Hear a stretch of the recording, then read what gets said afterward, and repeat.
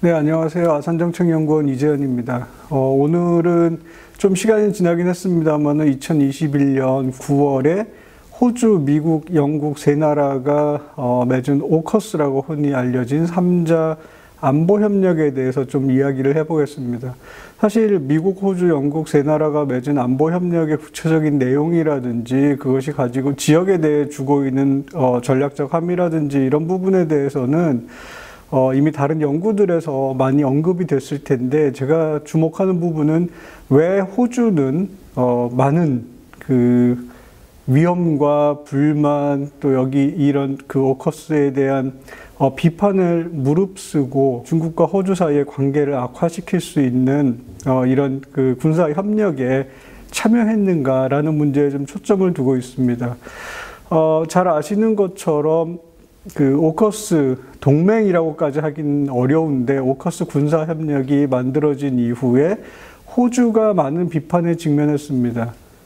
특히 무엇보다도 이제 유럽의 프랑스와 같은 국가로부터 비판에 직면했는데, 그 이전에 호주와 프랑스는 잠수함, 디젤 잠수함 구매 계약을 맺고 있었고, 오커스 동맹의 그 구체적인 사항의 하나로서 미국하고 영국이 호주의 핵잠수함을 지원하겠다라는 내용이 들어가 있었고, 그것 때문에 호주는 프랑스와 잠수함 구매 계약을 취소를 했습니다. 그래서 프랑스 정부로부터 상당히 많은 비판에 시달렸고, 프랑스뿐만 아니라 다른 유럽 국가들도 영국, 미국, 호주 세 나라 사이의 안보 협력에 대해서 좀 비판적인 시각을 가지고 있었고, 마치 미국이 유럽을 이제 버리는 것이냐 이런 이야기도 있었고, 또 무엇보다도 동남아 국가들로부터 이제 많은 불만을 자아냈습니다. 그럼 아까 말씀드린 것처럼 호주는 이런 비판에 직면하면서 프랑스와 계약을 깨면서 동남아 국가들의 반발이 눈에 보이는 상황에서 왜 이런 결정을 내렸을까라는 데 좀 그 초점을 두고 이야기를 하자면,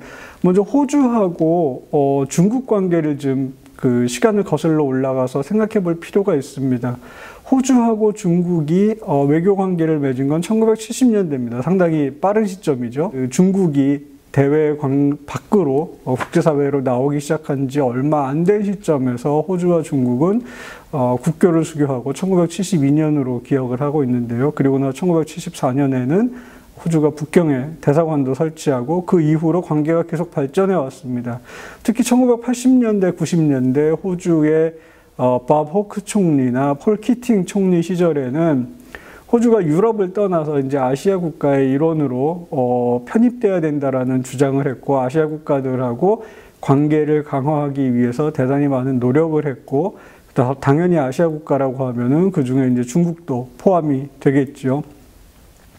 그리고 나서 조금 더 이제 최근으로 거슬러 올라오면은 2011년에 미국이 피봇 정책을 실시하면서 중국을 견제하고 아시아로 돌아오겠다라는 이야기를 한 이후에도 호주와 중국 관계는 꾸준하게 발전을 했습니다. 예를 들어서 피봇 정책이 있던 바로 그 시점에서 호주의 총리를 하고 있던 케빈 러드 총리 같은 경우는 호주의 대표적인 친중파라고 할 수는 없지만 지중파라고 해야 될까요? 중국에 대해서 잘 아는 사람. 그리고 그 케빈 러드 총리 스스로도 이제 중국어를 구사할 수 있을 정도로 중국에 대해서 잘 아는 사람이었고, 그 뒤를 이었던 같은 노동당의 줄리아 길라드 총리 같은 경우에는 오스트레일리아 인 디 에이시안 센츄리라는 계획을 발표해서 아시아 국가들하고 관계 강화를 했는데, 그 중에 이제 역시 핵심은 부상하는 중국이었고, 중국과 어떻게 관계를 강화할 것인가에 대해서 대단히 많은 관심을 가졌습니다.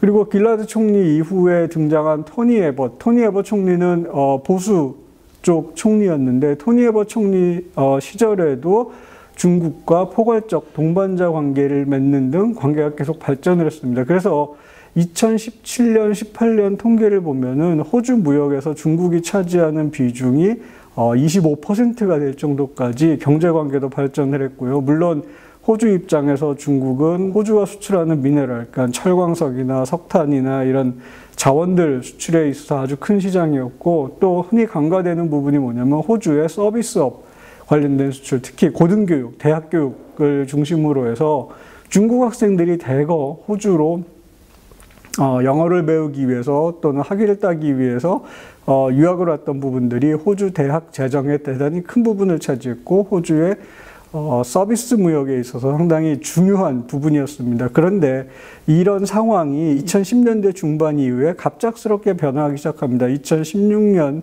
17년을 거치면서 호주-중국 관계는 상당히 중요한 변곡점을 맞습니다.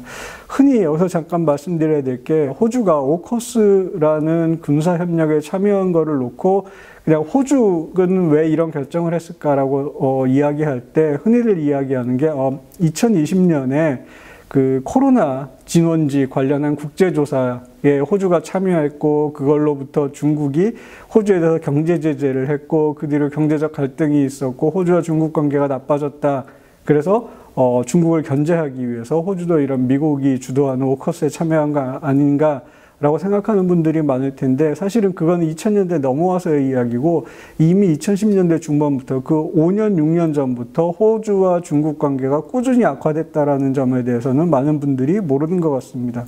2010년대 중반을 넘어서면서 갑작스럽게 불거진 호주 국내 이슈가 하나 있는데 호주 노동당 국회의원이 중국의 공산당의 후원을 받는 중국 사업가로부터 정치자금을 받았다라는 일이 불거지면서 이 의원이 중국의 입장을 대변해서 남중국해 문제라든지 지역 안보 문제에 있어서 친중국적인 발언을 했던 것들이 문제가 되고 그 배후에 어떤 것들이 있는가라는 조사 과정에서 이 아까 말씀드린 중국 기업인으로부터 정치자금을 받은 것들이 밝혀지고 그 이후에 광범위한 조사가 이루어졌고 중국이 호주의 사고방식과 전략적인 생각들을 바꾸기 위해서 대학 그리고 공자학원을 통해서 어떻게 중국의 생각을 호주에 전파하기 위해 노력했는지에 관한 일들이 밝혀지게 됩니다. 한 3, 4년에 걸쳐서 이게 상당히 국내적으로 큰 이슈가 됐었고 그 이후에는 아까 말씀드린 것처럼 2020년 코로나 관련된 조사 그 이후로 생긴 호주와 중국 사이에 경제적인 갈등이 있었고 그 갈등의 편승에서 호주 정부는 호주의 그 주정부들이나 대학들이 중국 정부와 협력하는 계약을 맺은 것을 연방정부 차원에서 무효화시킬 수 있는 법안까지 통과하게 됩니다. 실제로 빅토리아주에서 중국과 맺은 계약이 연방정부의 법에 의해서 취소가 되는 일도 벌어졌고요. 2020년에는 중국의 영향력이 호주에 미친다라는 생각 때문에 호주 국방정책도 큰 변화를 겪게 됩니다. 호주의 2020년 국방부에서 펴낸 스트래티직 업데이트에 따르면은 과거에 호주 국방이나 외교의 핵심은 지역에서 호주의 이익을 어떻게 지키고 또 호주가 지역에 어떤 영향력을 행사할 수 있는가, 호주가 더 넓은 지역에 나가서 어떤 역할을 할 수 있는가에 초점이 있었다면은 2020년에 이 스트래티직 업데이트에 보면은 호주 자체의 방어에 보다 관심을 가지고 무기를 획득하고 그리고 그 이면에는 중국으로부터 오는 군사적인 위험이 있다라는 인식이 확실하게 들어가 있는 걸 확인할 수 있습니다. 이렇게 봤을 때 그 호주가 오커스에 들어가게 된 배경은 단순히 2020년 이후의 중국과의 갈등뿐만 아니라 2010년대 중반 이후 꾸준히 발달해온 호주의 중국에 대한 좋지 않은 감정들이 배경에 있었다고 볼 수 있습니다. 그거를 실제로 입증하는 여론조사 결과도 나왔는데 예를 들면 로위 연구소에서 호주 사람들을 대상으로 한 여론조사 결과를 보면은 여러 가지 차원에서 조사를 합니다. 중국인, 중국의 경제력, 중국의 군사력, 그 다음에 중국의 사회와 문화, 전통 이런 것들에 대해서 호주 사람들이 어떻게 생각하고 있는지 라는 거에 대해서 조사한 결과가 있는데 2016년부터 2021년까지 한 5년 사이에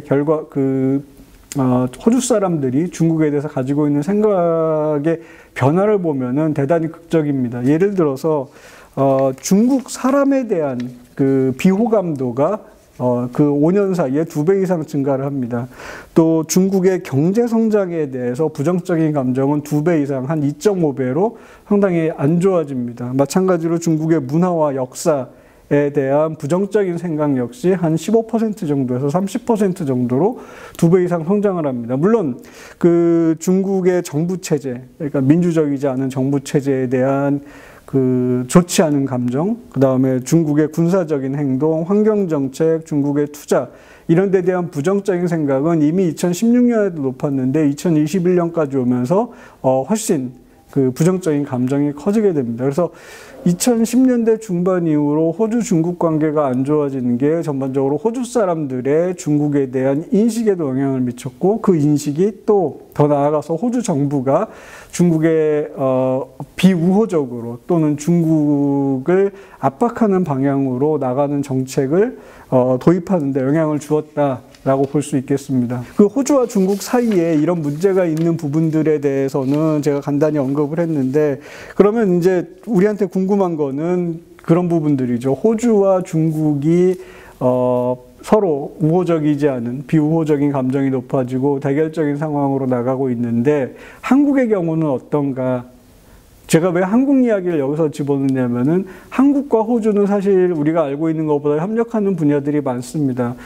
가장 대표적으로 양자적으로 한국과 호주는 우리가 흔히 얘기한 2+2 국방장관, 외교장관 연석 회의를 2년마다 한 번씩 해오고 있습니다.